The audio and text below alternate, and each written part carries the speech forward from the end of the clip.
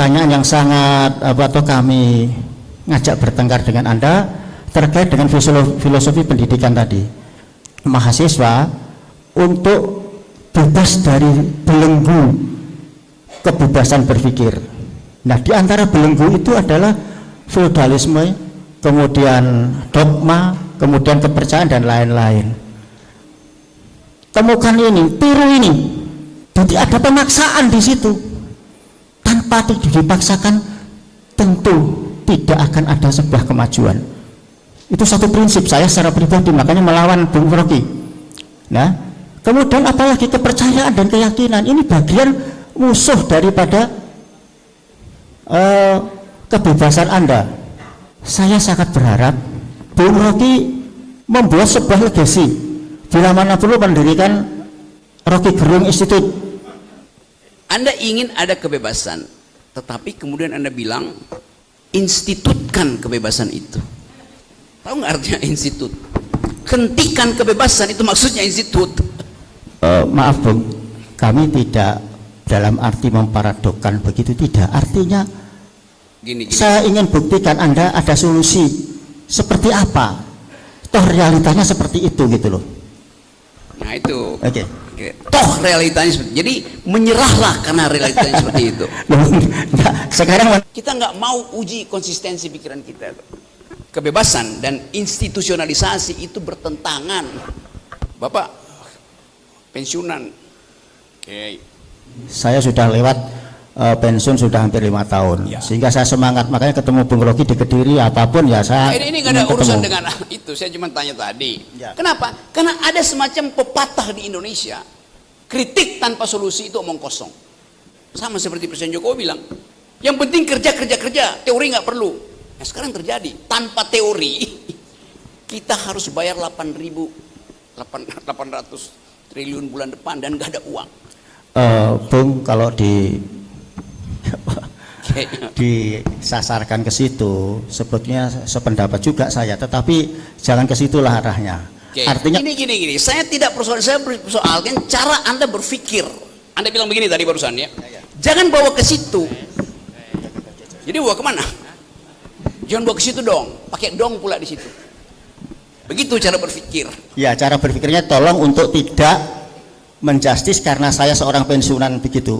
Tolong saya hadir di sini hanya untuk identitas diri saja gitu loh maksud saya. Kalau pensiunan kemudian saya tidak merasa seorang udah begini ya. Gini, saya tahu maksudnya. Jangan tersinggung, itu poinnya. Saya gini. Loh, saya ngajak bertengkar kok.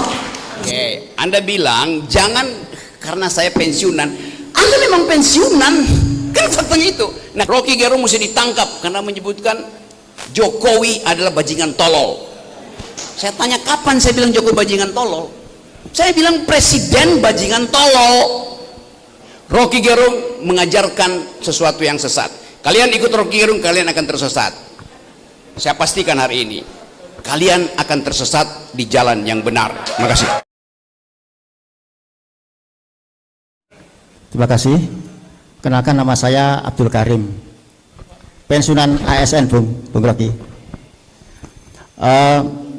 Yang pertama saya ucapkan salut kepada UNP. Ini basa-basi lah gitu Pak. Karena berani mengundang Bung Rocky di sini. Ini sudah sesuatu yang bagi saya cukup oke banget. Yang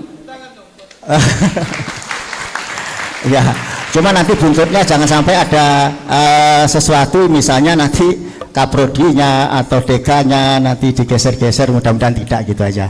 Ya, enggak. Intel juga ada di sini tapi baik-baik ya, saja. Geser ke sana, geser ke sini gitu. Terima kasih. Menanggapi yang disampaikan oleh Bung Rocky, kita mesti harus bertengkar, dan hari ini saya fight untuk bertengkar dengan Anda. Ya, di beberapa forum atau di beberapa literasi yang saya lihat tentang Bung Rocky, jadi di sini ada bentuk suatu prinsip di mana kita mesti harus akal sehat, semuanya dengan akal sehat. Walaupun akal sehat itu jangan-jangan sih barang baku ya, masih barang baku. Artinya itu standar-standar minimal sebetulnya. Ini standar umum. Nanti silahkan diterjemahkan. Jadi guru harus dengan akal sehat, jadi pemimpin harus dengan akal sehat, dengan akal sehat. Itu kan masih umum. Mohon nanti diperjelas. Tapi yang jelas pertanyaan yang sangat atau kami ngajak bertengkar dengan Anda terkait dengan filosofi pendidikan tadi. Menurut Bung Rocky, itu kan mendidik siswa atau mahasiswa untuk bebas dari belenggu kebebasan berpikir. Nah, di antara belenggu itu adalah feodalisme, kemudian dogma, kemudian kepercayaan dan lain-lain. Saya perlu bertanya dengan Bung Rocky, apa parameter untuk dikatakan negara maju? Sebab apa? Parameter untuk dikatakan negara maju itu hari ini mesti teknologinya. Nggak mungkin kita mengatakan Arab Saudi negara maju. Nggak mungkin negara-negara misalnya yang bisa memakmurkan rakyatnya di negara-negara yang di situ betul-betul monarki, tapi bisa rakyatnya hidup sejahtera, adil dan seterusnya. Tapi ujung-ujungnya China, ujung-ujungnya Amerika, ujungnya dan sebagainya. Nah, lalu kalau kita telisik lebih jauh lagi, Cina dengan paham sosialis dan itu semi komunisnya itu ternyata dia menggunakan metode ATM, amati, tiru, dimodifikasi, dan itu pakai dogma. Tentu kekuasaan akan membagi, udah kamu sarjana teknologi apa begitu, temukan ini, tiru ini. Jadi ada pemaksaan di situ. Tanpa dipaksakan tentu tidak akan ada sebuah kemajuan. Itu satu prinsip saya secara pribadi, makanya melawan Bung Rocky. Nah, kemudian apalagi kepercayaan dan keyakinan, ini bagian musuh daripada kebebasan Anda. Padahal spiritual yang berupa semangat seperti itu bisa mengalahkan segalanya. Sebut saja ketika Thomas Edison itu kan dari keyakinan juga, walaupun itu kebebasan berpikir.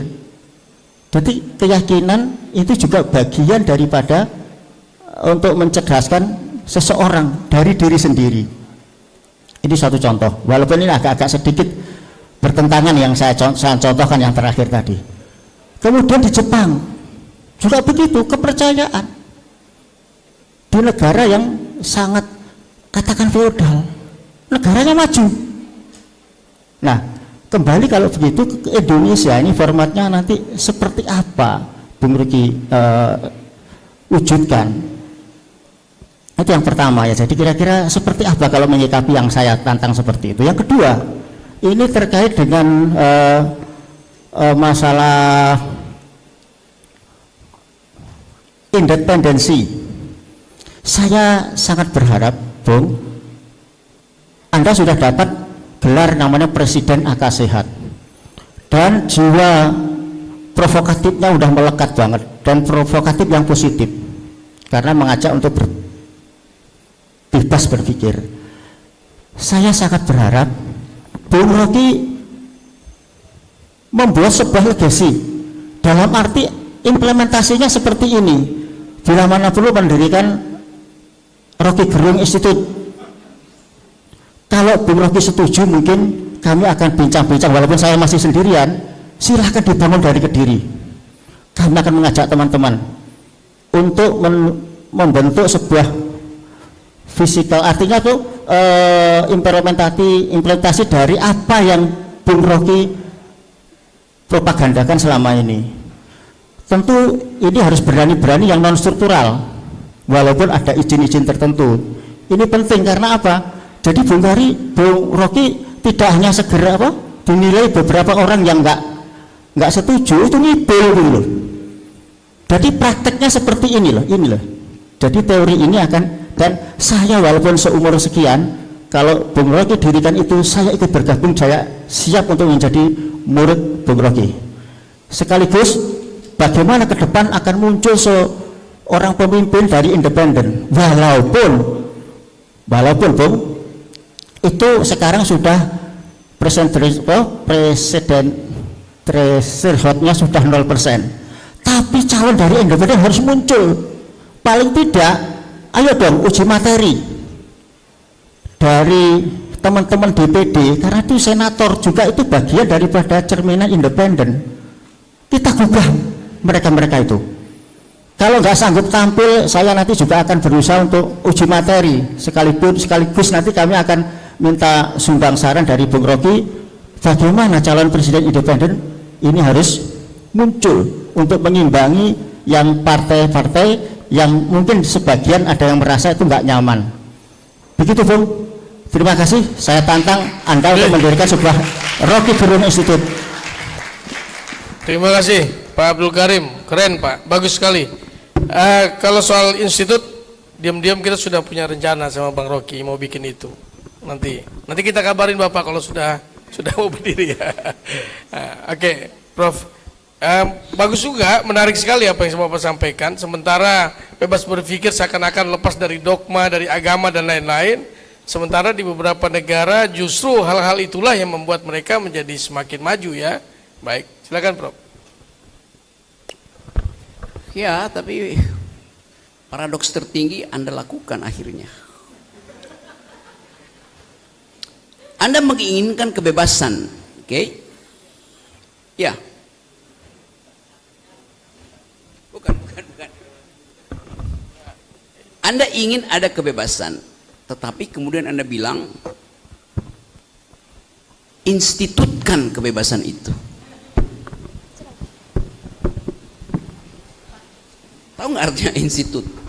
Hentikan kebebasan, itu maksudnya institut.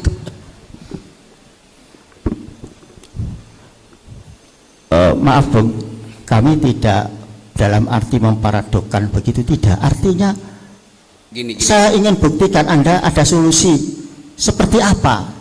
Toh realitanya seperti itu gitu loh. Nah itu. Oke. Toh realitanya seperti, jadi menyerahlah karena realitanya seperti itu.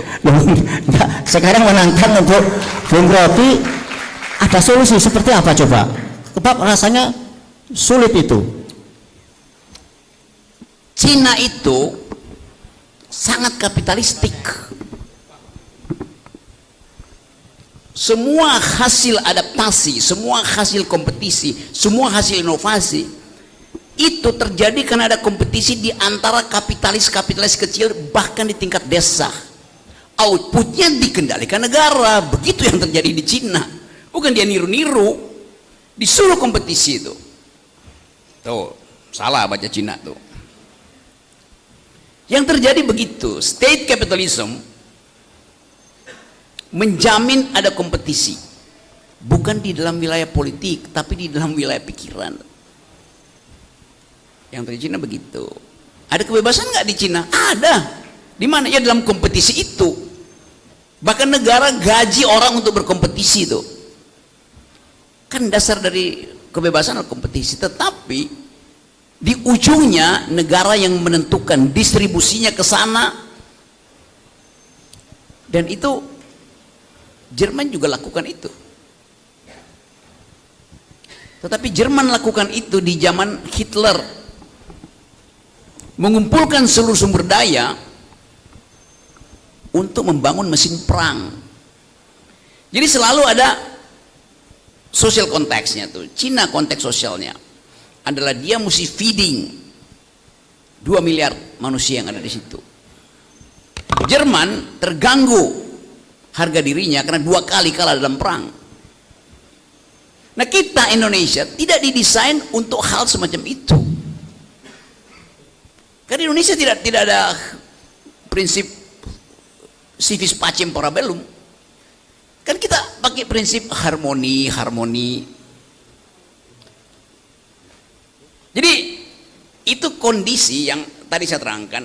Ada harmoni, tetapi di dalam harmoni bukan kesetaraan yang bermukim, tetapi hierarki. Hierarki apa? Hierarki feodalisme.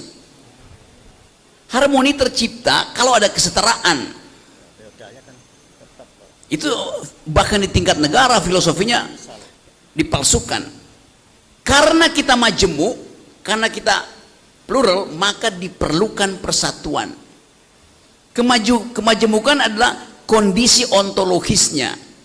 Persatuan adalah solusi politiknya. Saya ulangi ya. Karena ada kemajemukan di Nusantara, diperlukan persatuan. Jokowi putar, demi persatuan tidak boleh ada kemajemukan. Yang mana yang benar? Gak boleh ada oposisi. Kan itu logiknya begitu. Jadi saya ingin maksimalkan dulu konsepnya, baru bertengkar itu. Kalau enggak nanti, ya tapi bukan begitu, ya maksudnya yang beginian. Itu artinya ada pendangkalan. Kita nggak mau uji konsistensi pikiran kita. Kebebasan dan institusionalisasi itu bertentangan. Pak Rocky, lembagakan dong kebebasanmu. Lu artinya nggak bebas lagi. Bukan itu maksudnya. Maksudnya ada solusi. Apa solusinya? Institusi. Ya itu bukan solusi namanya. Itu konsekuensi aja tuh. Silakan yang lain ambil konsekuensi itu kan. Sama seperti kalau saya kasih kritik. Iya tapi Rocky Gerung itu forum diskusi akal sehat cuma kasih kritik terus menerus. Apa solusinya tuh? Loh saya memilih menjadi kritikus. Bukan pemberi solusi. Nggak lengkap dong. Oke, kalau mau lengkap saya mau jadi pemberi solusi. Saya mesti ambil kebijakan. Di mana? Ya jadi menteri. Ya kenapa nggak jadi menteri? Menteri itu disuruh-suruh presiden. Ya kalau begitu, ya jadi presiden. Kan gampang logikanya kan. Jadi saya tahu bahwa kedunguan itu mengalir karena kita tidak mampu bukan tidak mau berpikir, tidak mampu mempertahankan konsistensi pikiran. Ada lampu di atas itu tuh. Bapak pensiunan. Oke. Hati-hati itu lampunya mau jatuh tuh. Udah bergoyang tuh, Bang. Oh, enggak juga. Saya insya Allah sudah teruji, Bang. Udah, Bang? Sudah teruji. Saya sudah lewat pensiun sudah hampir 5 tahun. Ya. Sehingga saya semangat, makanya ketemu Bung Rocky di Kediri apapun ya saya. Ini nggak ada urusan dengan itu. Saya cuma tanya tadi. Ya. Pasti asuransi kesehatan Bapak itu tidak berlaku lagi karena udah selesai ASN kan. Pak di atas tuh lampunya bergoyang mau jatuh tuh. Solusinya apa Pak Rocky? Jangan asal ngomong doang. Ya urusan Anda mau lari ke kiri apa ke kanan. Kayak itu logiknya begitu. Saya memberi kritik bahwa lampu itu bergoyang. Tapi nggak ada solusi. Solusinya kabur dari situ kan nanti kena. Ya nggak apa-apa kena. Oh ya berarti masih ada asuransi gitu. Ternyata pensiunan. Jadi itu yang saya maksud. Orang menagih sesuatu tanpa dia tahu bahwa urutan berpikirnya itu keliru akhirnya. Tapi saya paham psikologi. Kenapa? Karena ada semacam pepatah di Indonesia. Kritik tanpa solusi itu omong kosong.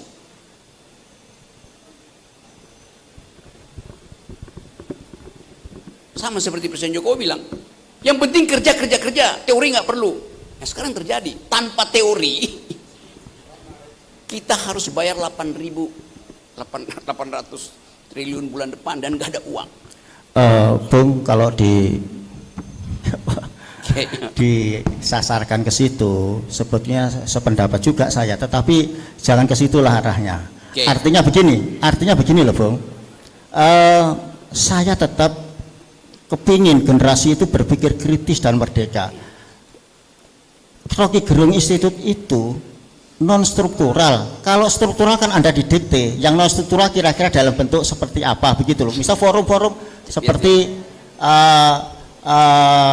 MH Inun Najib misalnya begitu, minimalnya seperti itu. Gini ya. Ya, monggo. Akhirnya Anda mengalah gitu. Bukan mengalah, realitasnya begitu. Karena Anda mentoknya nanti ketika saya jadi menteri masih diperintah kalau jadi presiden, oke lah. kalau memang Anda kepingin masuk jadi presiden, saya tunggu di 2029. Betul itu, saya tunggu. Karena apa? Saya kepingin yang dari independen memang muncul. Gini. Saya tidak persoalan, saya persoalkan cara Anda berpikir. Anda bilang begini tadi barusan ya. Jangan bawa ke situ. Jadi bawa kemana? Jangan bawa ke situ dong. Pakai dong pula di situ. Jadi dibawa kemana? Dibawa ke institusi. Oke. Institusi itu menghalangi kebebasan. Enggak, ada dua institusi, yang struktural dan yang non struktural.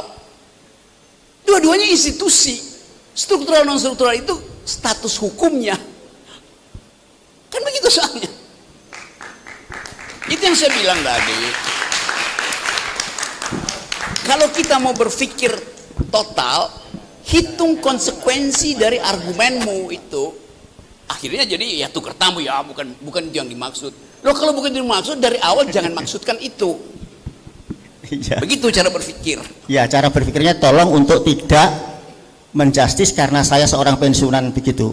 Tolong saya hadir di sini hanya Gini. untuk identitas diri saja gitu loh maksud saya. Kalau pensiunan kemudian saya tidak merasa seorang Baik, begini ya. Sudah selesai. Gini. Saya tahu maksudnya.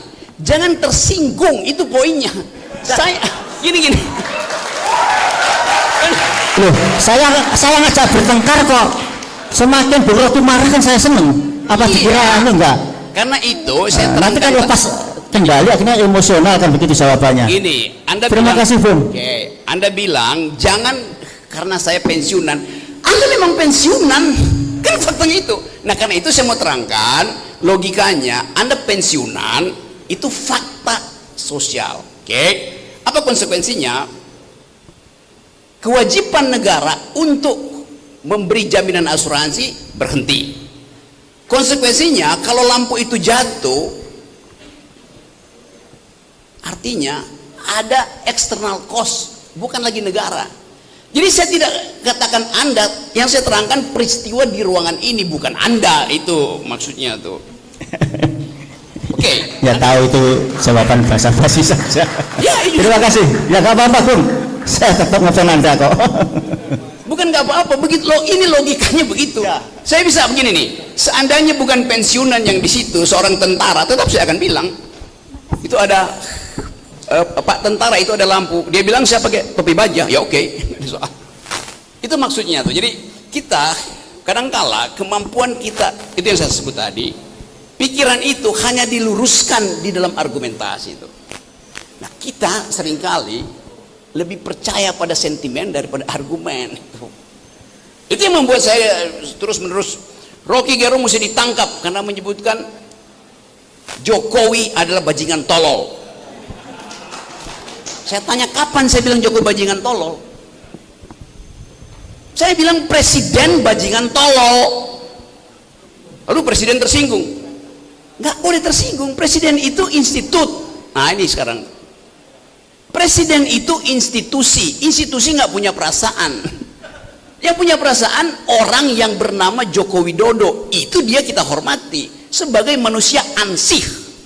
Tapi belum kedudukan dia sebagai presiden, dia nggak boleh tersinggung. Kan dia barang itu. Presiden itu kata benda. Itu maksud saya tuh. Nah, kita mau tahu bahwa tadi yang disebut sebagai feodalisme atau eufemisme itu yang membatalkan pikiran kritis itu.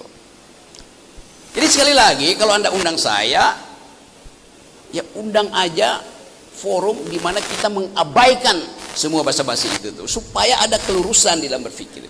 Ya tentu saja Bapak tetap sahabat saya, tetapi dalam cara berpikir tidak ada persahabatan dalam cara berpikir. Atau Anda lurus atau Anda bengkok, kan itu kan. Nah, kalau kita biarkan ini terus menerus, akan ada konsep baru, yaitu tukar tambah supaya win-win solution. Di mana di dalam logika ada win-win solution? Saya kasih contoh. Suatu waktu saya mengajar logika di Indonesia itu. Kelas yang lain saya nggak masuk, digantikan oleh dosen. Akhirnya dosen itu yang ngajar terus. Saya tanya pada dia, hasil ujian logika itu mana?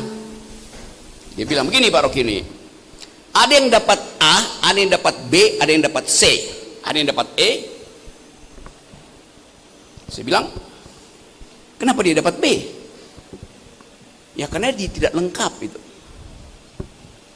Jawabannya.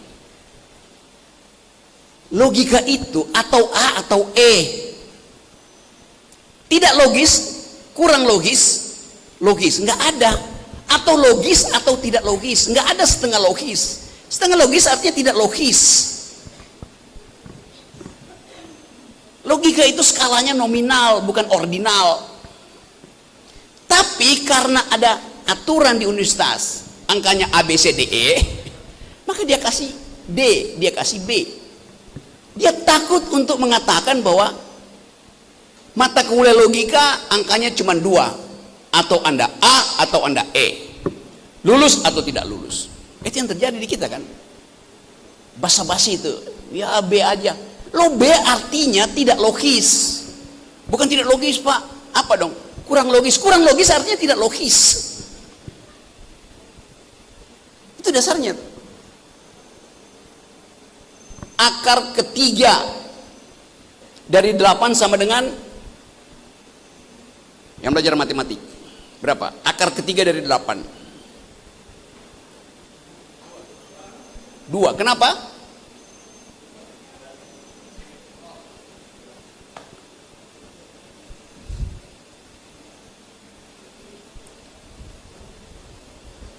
Karena 2 kali 3 tambah 2 adalah 8. Benar kan? Benar nggak? Iya, 2 kali 3 tambah 2 ada 8. Benar. Tapi penjelasan mengapa akar ketiga dari 8 sama dengan 2 bukan karena 2 kali 3 6 tambah 2 8. Tapi karena 2 kali 2 kali 2 itu 8. Lurusnya begitu. Tapi kan Pak sama-sama 8. Ya elah. Sama-sama 8, tapi cara mendapatkan 8 itu yang satu salah, yang satu benar itu. Assalamualaikum warahmatullahi wabarakatuh. Baik, ya. Jadi mungkin perlu kita klarifikasi sedikit bahwa apa yang Bang Rocky lakukan di forum-forum seperti ini adalah mengkritik dan memberikan masukan terhadap kritikan terhadap sesuatu, tapi tidak bisa dituntut solusinya Pak, karena memang kita bukan pembuat solusi. Ya, kita hanya pembuat wacana untuk melakukan suatu kritis terhadap itu, kemudian kita sendiri yang mengimplementasikannya seperti apa. Yang menarik dari pertanyaan Bapak tadi sebenarnya adalah begini, Bang Rocky, mohon maaf. Jadi di suatu negara bebas berpikir, tapi kemudian ada dogma, ternyata juga memberikan kemajuan positif. Begitu ya Pak ya? Kemudian bebas berpikir, kemudian ada juga religiusme di Arab misalkan. Akhirnya bagus juga dia. Artinya ketika bebas berpikir tanpa agama, tanpa dogma juga tidak menjamin bahwa itu lebih baik daripada itu. Begitu Prof maksudnya? Iya, itu bagus itu. Ya. Karena ada yang disebut diskresi di dalam kebudayaan tuh. Tadi saya sebut istilah culture matters. Tetapi yang diskresi itu jangan paksakan di dalam cara saya menangani hal yang sama. Jadi Pak Rocky bebas berpikir, tapi Pak Rocky juga mesti pakai dogma. Paksaan seperti apa? Seperti Cina tuh. Loh, Cina itu partai komunis. Kalau begitu saya buatkan partai komunis dulu di Indonesia. Kan itu poinnya begitu selalu. Jerman juga pernah begitu. Iya, saya mesti jadi Hitler dulu tuh. Itu yang saya sebut tadi, cara membandingkan itu tidak dipakai sebagai alat untuk mengukur, tapi alat untuk memaksa tadi itu. Nah, kesalahan tadi Bapak di situ, tapi nggak ada soal di situ. Itu pluralisme pikiran begitu. Tetapi kita mesti ambil konsekuensinya kan. Pakai dogma apa? Ya dogma Cina. Jangan Pak Rocky, bahaya. Jadi pakai Pancasila. Lo Pancasila itu gagal kalau tidak dipaksakan. Kan begitu cara berpikirnya. Kan kita Pancasilais. Kalau begitu Pancasila juga bisa dipakai dogma di Cina. Ya nggak bisa. Itu problem epistemiknya di situ tuh. Nah, itu yang saya sering sebut bahwa ini ya semua menteri yang ngomong ya Kita bicara tentang bonus demografi. Dari menteri A sampai menteri B beda pengertian bonus demografi. Kenapa? Karena tidak ada konsistensi dalam konsep. Jadi begitu konsepnya bolong, itu pasti implementasinya rusak gitu. Ya, Pak Abdul Karim, terima kasih. Anda sudah memberikan satu situasi yang menarik hari ini. Oke. Yang ketiga, tadi bukan, yang tadi siapa yang terakhir? Buruh ya, daripada kamu demo nanti, ya kamu bicara sini. Ya, selamat sore. Pertama-tama saya ucapkan pada perempuan di sini selamat dari perempuan internasional. Semoga perempuan lebih berdaya. Ya, saya bisa bicara di sini karena saya tadi bilang buruh.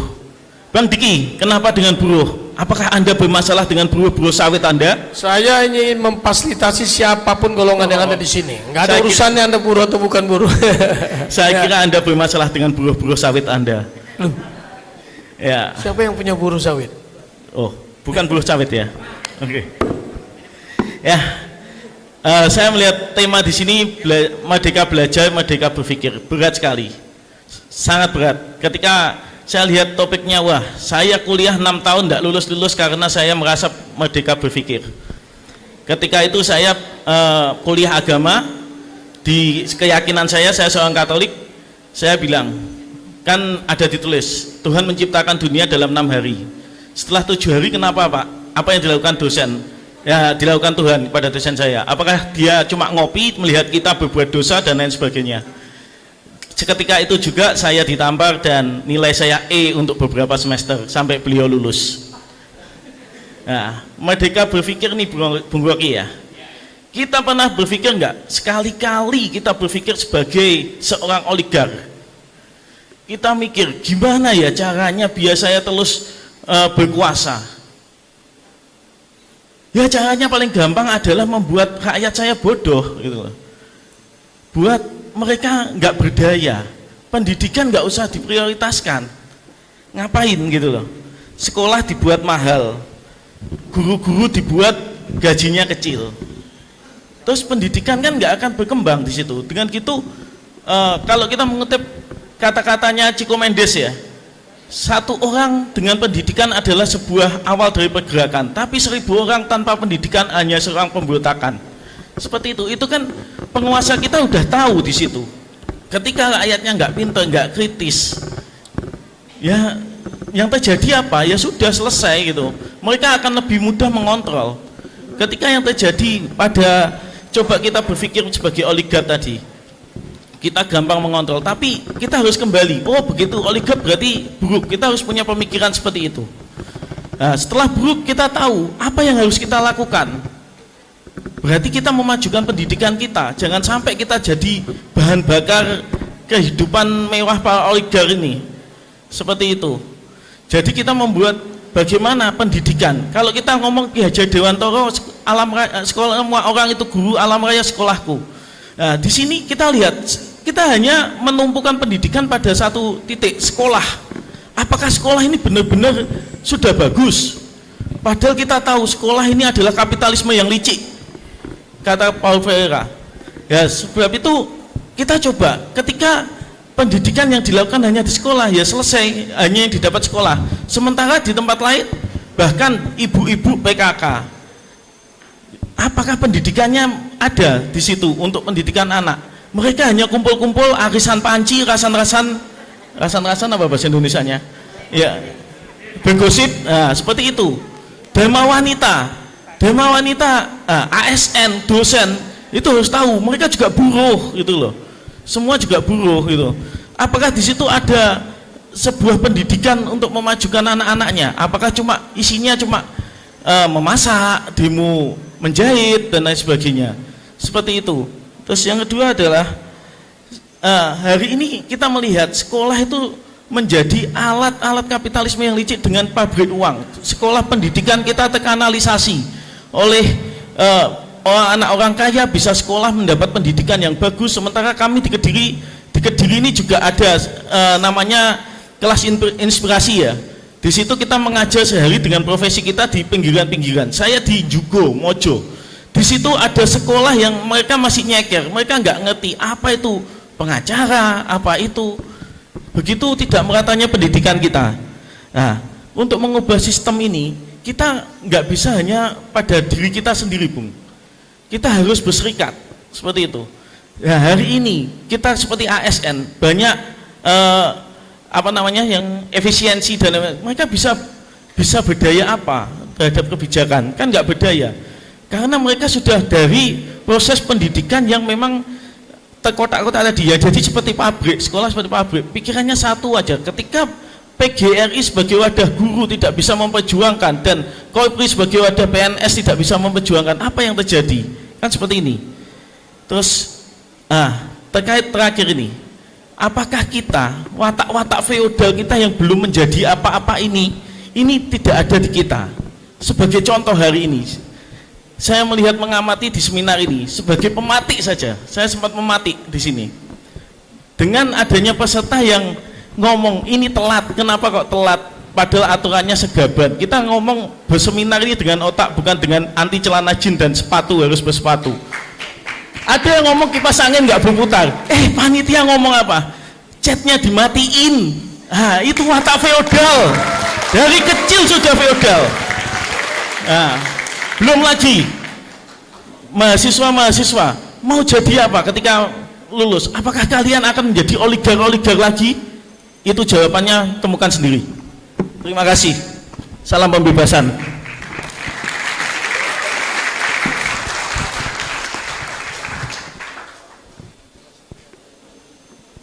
Oke, ada ini- kemarahan di situ, Ya, ada kejengkelan, ada itu jadi. Oke, coba kita fokus apa yang bisa mengubah konstelasi. Pertanyaannya, mengubah secara kuantitatif atau secara kualitatif? Mengubah secara kuantitatif namanya reformasi, mengubah secara kualitatif namanya revolusi. Bisa bedain ya, perubahan fisika itu, perubahan ciri-ciri benda itu sifatnya kuantitatif.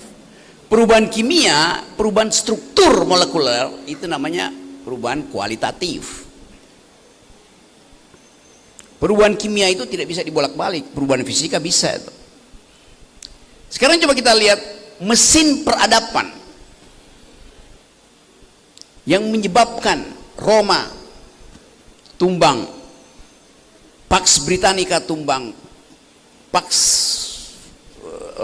Romana, Pax Americana.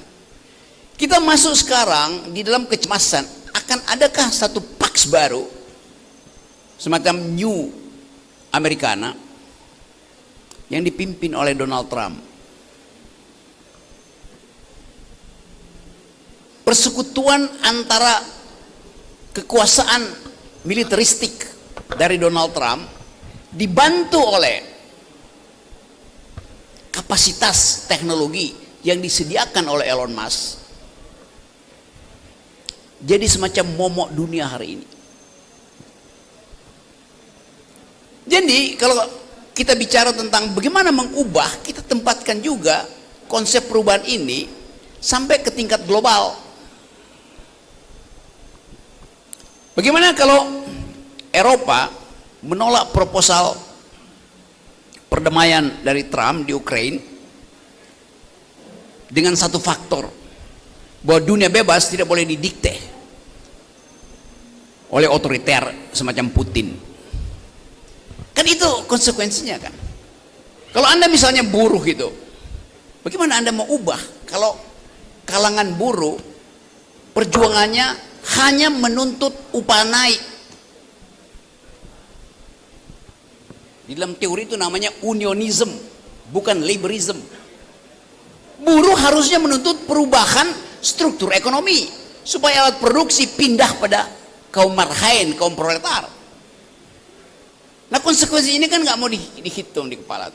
Kalau Anda bilang tadi oligarki ingin supaya kita tetap bodoh, nah itu oligarki yang bodoh. Mana ada oligarki menginginkan pegawainya bodoh? Ya bangkrut perusahaannya. Oligarki sangat pro pendidikan, tetapi dia kontrol jurusan-jurusan yang bisa menimbulkan harapan bahwa kapitalisme tidak akan dibatalkan oleh pendidikan. Jadi kalau Anda anggap bahwa pendidikan peralatan oligarki tadi, itu bertentangan dengan pandangan Anda bahwa oligarki menginginkan kita bodoh. Kan bertentangan kan cara berpikir itu kan? Dapat nggak poinnya? Nah, seringkali kita mengucapkan sesuatu yang pada akhirnya ya kita menimbulkan kontroversi dalam pikiran kita sendiri. Indonesia adalah masyarakat yang membutuhkan pertumbuhan. Artinya perlu ada akumulasi. Siapa yang bisa melakukan akumulasi? Ya oligarki. Jadi ya kita butuh oligarki. Kenapa? Ya perintah konstitusi begitu. Tetapi ada perintah kedua.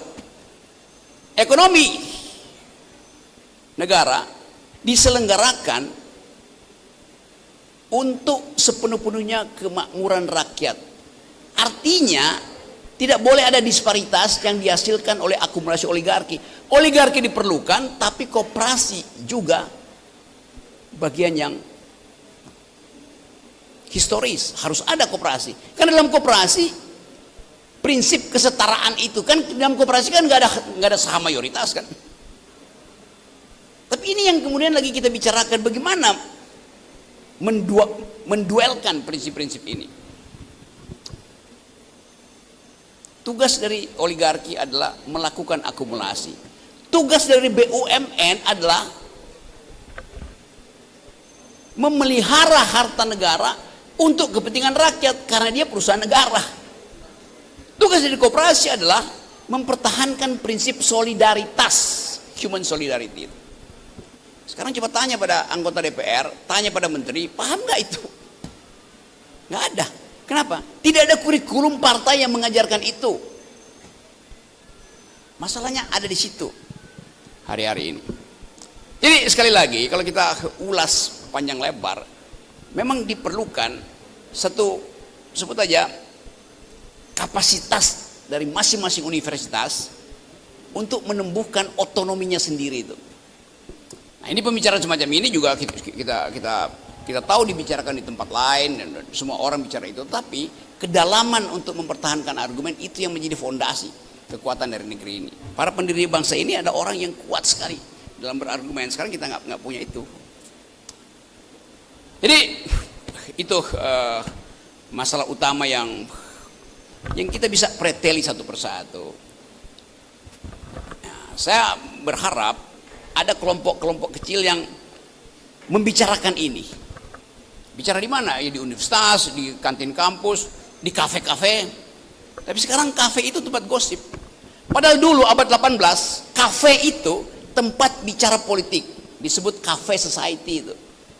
Yang dimulai abad 18 di Prancis, di Jerman itu. Semua kafe itu tempat berkumpul the intellectual, jurnalis, anggota parlemen dari sayap kiri, bicara tentang kondisi kedaulatan rakyat di Eropa. Di Indonesia kafenya menjamur, tapi tidak ada pembicaraan tentang politik. Politik dalam pengertian mengupayakan argumen itu ditumbuhkan dari percakapan rakyat. Beberapa kafe udah mulai, jadi di Palu ada kafe yang isinya pembicaraan politik, di Manado ada kafe beberapa. Jadi kita lagi mulai itu bahwa kafe itu bukan disebut cafe society, artinya di dalamnya ada duel argumen itu apa namanya, historicity dari kafe, genealogi dari kafe itu. Nah, kita ikut-ikutan bikin kafe, tapi di dalamnya tidak ada percakapan intelektual. Oke. Baik, terima kasih Prof. Jadi ya saya tahu diskusi ini tidak memuaskan kita semua karena pasti ada hal-hal yang masih mengganjal, masih ada yang belum terselesaikan, belum ada solusi. Karena ini memang bukan ajang untuk mencari solusi. Ini ajang untuk mengetahui wacana situasi apa sih pendidikan Indonesia.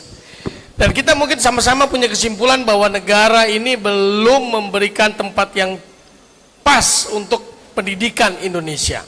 Ya, tapi berkeluh kesah terhadap negara, berkeluh kesah terhadap apa yang dilakukan oleh pemerintah, maka itu akan membuat kita semakin terpuruk. Makanya Mas Buru tadi saya suka sebetulnya, dia mengkritik tapi dia mulai juga bergerak, dia mengajar di daerah-daerah pinggiran kota ya. Ya, maksud saya begitu. Artinya ternyata kesimpulan kita dalam hari ini adalah kita simpulkan negara sudah dipastikan tidak akan sanggup menyelesaikan persoalan pendidikan di Indonesia. Maka solusinya ada pada diri kita sendiri. Lakukanlah, bentuklah otonomi pendidikan, bikin komunitas-komunitas kecil, kelompok-kelompok komunitas yang bisa memberikan pendidikan kepada masyarakat. Ya, dari Pak Warek mungkin nanti ada inisiatif PGRI membuka program pendidikan gratis kepada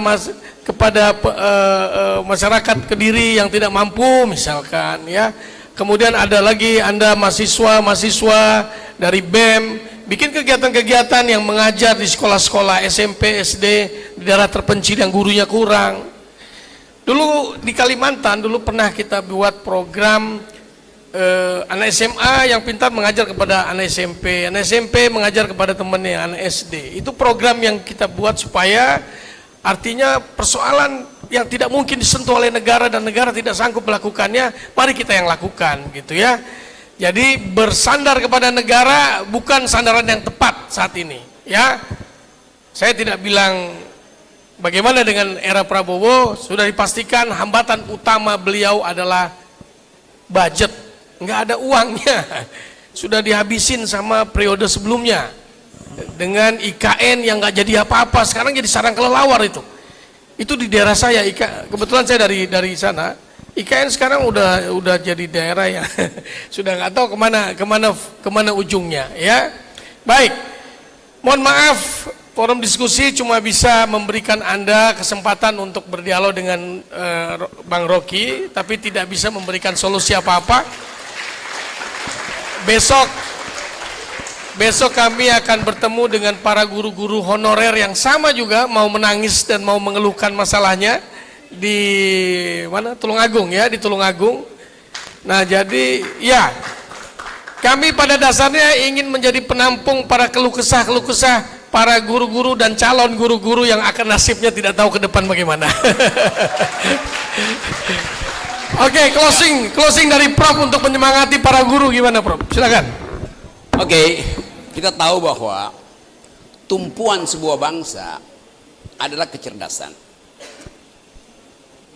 Darwin benar bahwa yang bertahan bukan orang yang survive, itu bukan orang yang fisiknya bagus, tapi orang yang otaknya bagus itu. Dan ilmu pengetahuan menguji tesis itu dan menemukan bahwa kecerdasan itu diwariskan melalui DNA perempuan. Jadi sumber ilmu pengetahuan pertama adalah perempuan.